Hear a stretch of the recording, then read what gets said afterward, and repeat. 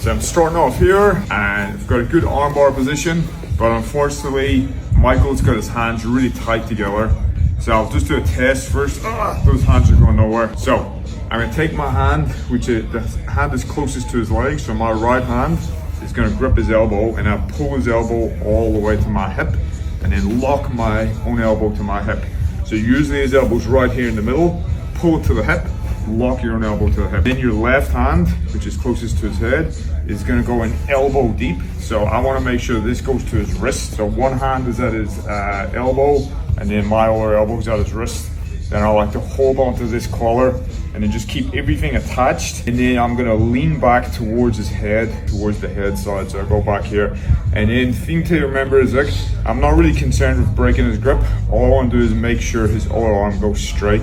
So I'll lean away from it and then that arm goes straight. And then at a certain point, he won't be able to keep holding on anymore because all of my body weight is kind of hanging off his fingertips and it's gonna slide off. But what I gotta make sure is at the end, don't let his hand go down to the mat because then he can do a hitchhiker escape.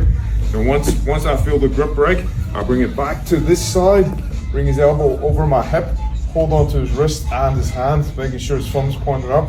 And then I'll lift up my right hip and pull his arm over it. So one more time. So at the beginning, I'm trying to break it. He's got a real tight grip with his hands. My right hand, the one that's closest to the leg, goes inside his elbow. And then I pull his elbow to my hip and then lock my right elbow into my hip. And as much as possible, try to keep this elbow stuck there all the way through.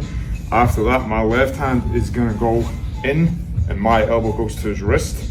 Then I just gotta lean towards my left side to make his arm go straight. Once his arm goes straight, so that you'll usually find there's a little bit of a sticking point where his arm will go straight and then he'll use this last bit of energy to keep holding on. He'll use all his energy to keep holding on. But at a certain point, it's just gonna be too heavy because my whole body weight is hanging off it and then it's gonna break. Then I get it across to this side, make sure I grab the wrist and the hand. So this finger is over the hand, and then I'll lift my hip up, pull his hand on.